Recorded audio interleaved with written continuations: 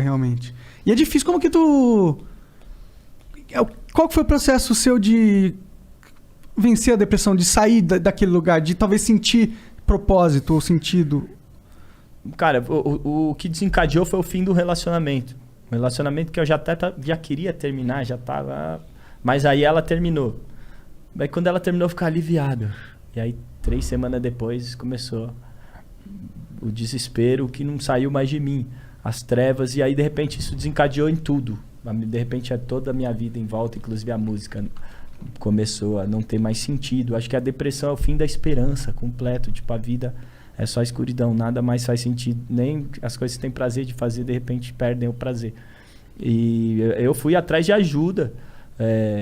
Psiquiatra, fui em 2 psiquiatras diferentes, psicólogo, fui em terreiro de Umbanda, aceitei o Espírito Santo chorando. Eu estava desesperado por ajuda, e nesse momento você fica mais propenso a se agarrar em coisas que antes você não ia se agarrar. A se agarrar numa coisa. Porque assim, quando você tá firme, existe até uma soberba nossa, quando a gente tá firme, de achar que... que a gente é autossuficiente dentro de nós mesmos. Que a gente por si se basta, que eu não preciso. Mas aí esse momento de fraqueza mostra que não existe essa minha razão de achar que eu posso explicar a vida. Dessa maneira é mais uma ficção. Existe algo que eu não posso explicar. Existe algo que eu preciso sentir e me agarrar, senão a vida não fará sentido. Então, nesse desespero de tentar encontrar outras respostas, eu me abri a coisas que, se eu tivesse bem, eu não me abri. Foi o que aconteceu comigo. Você conhece o Jordan Peterson?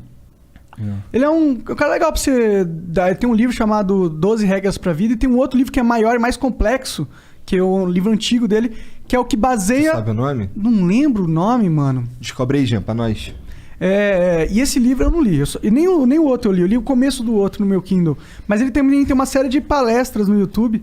E foi isso que eu me agarrei nesse momento que eu tava meio perdido. Ele conseguiu me convencer que Deus existe, mano. De uma forma muito lógica e racional. Oh. Tá ligado? E pra mim bastou, assim, sabe? E depois e sumiu o vazio depois que eu virei essa chave. Pra mim foi isso. Por isso que eu pergunto o que foi pra você, sabe? Esse lance de Deus é um assunto que a gente vai longe, né? Eu até tô com a cruz aqui. Essa cruz, na verdade, aqui tem São Bento, aqui é a cruz, mas São Bento foi onde o rap nasceu, aqui em São Paulo, no Brasil. Cruz Sacra City E a Relux. Santa Cruz foi onde eu nasci. Entendi. Tá ligado? Mas eu tenho uma fé, que eu não vou dizer que é católica ou cristã, mas eu tenho alguma fé que às vezes eu deposito na música, tá ligado? Porque quando eu tô numa roda de samba, quando eu tô fazendo um freestyle, aquele momento eu sinto que eu tô conversando com Deus. Eu até falo, eu tô fazendo um feat com Deus, eu não tô cantando samba, eu tô rezando. Isso aqui eu me encontro com alguma parte de mim. Legal. Que a vida faz sentido, que eu divido com os outros, que eu transmito e sinto algo que eu acho que é verdadeiro. É isso. Deus está aqui nesse momento comigo. Então, até na música, o lance de eu estar compondo letra, eu vou morrer, mas a minha música vai ficar, esse desejo de ser eterno, né, de não ser finito, que todas as religiões tentam também preencher esse anseio. Talvez na música eu encontrei. E eu acho que uma coisa que eu percebi é que talvez tudo isso que eu acredite, que me conforte, talvez seja só mais uma ficção. Porque metade da vida a gente não pode explicar, então a gente tem que imaginar. E a gente sonha, e a gente cria arte, e a gente cria cultura, e a gente cria religião. Essa é uma parte da vida que cabe a nós imaginarmos. É uma página em branco. Então, se mais da metade da vida, ou metade dela, cabe a mim imaginar, que eu imagine aquilo que faz sentido e que me faz bem, e não me jogue nessa escuridão de novo. Depende de mim. Porque o Einstein até fala, tem 2 maneiras de chegar à vida, que milagres não existem e que tudo isso é um milagre. Mas como que você vai... Então, olha pra lá. Imaginar... Milagre de viver, de estar... Sim, eu acho foda isso. Mas como que você vai imaginar algo que faz sentido se é uma construção sua? Você tem que criar o seu próprio sentido? Eu não acho que seja isso. Eu, pessoalmente, a minha conclusão foi diferente. O que você pensou? Tô curioso. Cara, eu acho que o sentido ele vem justamente de Deus. Porque a imaginação ela é livre. Você pode ir pra qualquer lado que quiser. Você pode criar as regras pelo qual você se age na vida do jeito que você quiser. Porém, a vida e o que é possível, ele vai reagir de acordo com, na minha visão, com o que Deus planeja. Ou seja, você não tem uma construção 100% livre na sua imaginação. Não tem... O Freud, inclusive, eu falei do livro lá que eu li, Mal-Estar na Civilização. Ele diz que todos nós temos uma paranoia, um grau de paranoia. E a paranoia para ele é que a gente tenta corrigir a realidade de acordo com nossos desejos. Para quê? Para tentar frear o sofrimento e assegurar a felicidade. Então, no momento de tristeza e de vazio, ainda mais que a gente precisa e deseja algo, a gente está mais propenso a acreditar, porque a gente querendo moldar a realidade para se caber no nosso desejo. Segundo ele, as religiões são paranoias coletivas, que é uma grande desconstrução da realidade para caber num desejo coletivo. Então, a gente, querendo ou não, limitado pelos nossos desejos, limitado pelo que a nossa vista alcança, os nossos sentidos alcançam, querendo ou não, a gente está constantemente construindo realidades. Inclusive, no livro do Sapiens, o que fez o ser humano evoluir, o Homo sapiens evoluir, foi a nossa capacidade de criar realidades imaginadas que depois viram verdade, como dinheiro. O dinheiro não existe, é um pedaço de papel. Por que existe? Porque a gente acredita que existe. Então, a partir desse momento, ele existe, ele tem valor, porque um grande grupo acreditou que ele existe. Então, até a religião, a música, para mim, não sei. Eu tenho mais dúvida da certeza do que das dúvidas. Eu gosto de manter as dúvidas. E eu estou falando isso, mas assim, eu entendo o que você está falando. Eu acho que precisa acreditar, talvez, em algo divino. Só que o Deus, para mim, ele está numa roda de samba e o Deus, para o outro, está, sei lá... Na lógica, às vezes. Claro, lógica. Então, existe... Deus chega através da gente de muitas formas. Mas será que não é o mesmo Deus? Essa é a minha pergunta, entendeu? Às vezes, por exemplo, tem muitas formas de você falar a mesma coisa. Sacou? Será que isso não é a mesma coisa de muitas formas sendo interpretada por nós? Porque a questão é, os desejos da humanidade são o que vão nos guiar e transformar a realidade em verdade. Mas da onde vêm os desejos da humanidade? Essa é a questão. Da onde vem isso? Então, o que guia esses desejos? Porque eles não são aleatórios, na minha visão. Esses desejos de tentar explicar o mundo é porque o ser humano é o único animal que carrega o cadáver nas costas, que sabe que vai morrer. Então essa sensação de desamparo, de orfandade, às vezes a gente deposita esse desejo num grande pai. O Freud até falava, essa ideia de um grande pai que virou esse Deus para preencher algo, às vezes, que vem até de uma coisa que falta na infância. Mas se Deus não existisse, a gente ia ter que inventar.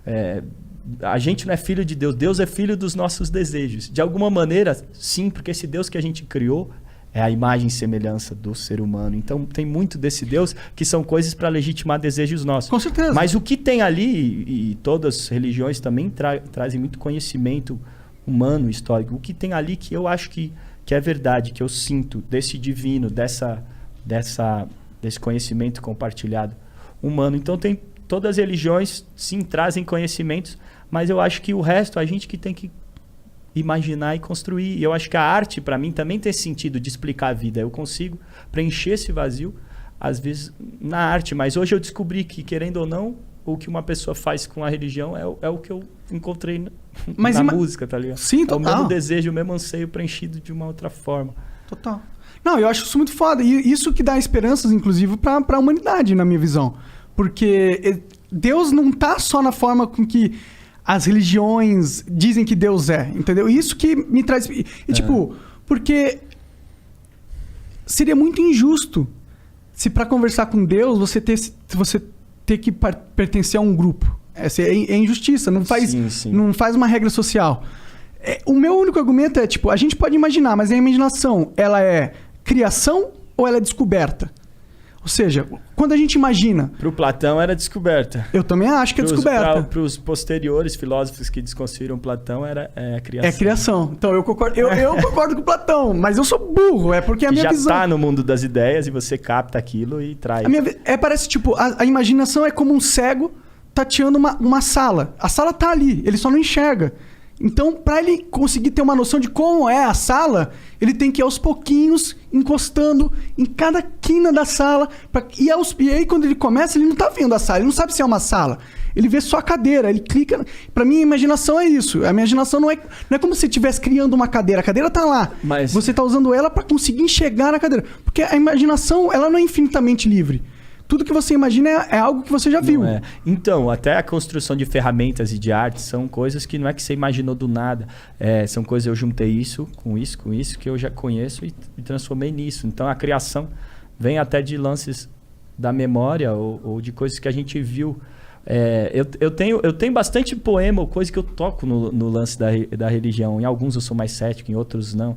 Tem um que eu falo, Deus não está no templo, está no tempo. No templo todo mundo é santo, no tempo nem tanto. O que você faz com o seu tempo diz mais quem você é do que sua fé, eu te garanto. Eu já vi homens fiéis serem cruéis e desonestos. Eu já vi homens ateus honrando Deus com seus gestos. Deus não está no templo, está no exemplo. E tem um outro que eu fiz recentemente que eu venho assim, um crente cético. Tem dias que eu penso assim, como crer em Deus se eu não creio nem em mim? Mas tem dias que eu tenho tanta fé que quando eu canto é como se um santo se ajoelhasse no meu pé. E o que metade de mim duvida, a outra caneta. Quando uma parte me esvazia, a outra me completa. Busco a medida certa da minha contradição. Minha razão me fez filósofo, meu coração me fez poeta. Então esses meus dois lados em constante conflito. E agora eu estou questionando a sua ideia, mas eu também creio nela. Muitas vezes eu creio. Eu canto músicas como a do Serginho Miriti. Deus é maior, maior é Deus, e quem está com ele? Eu me emociono. Da onde vem isso? Da onde vem essa conexão? Então aqui eu estou acreditando, eu acredito. Mas às vezes eu volto atrás, tá ligado?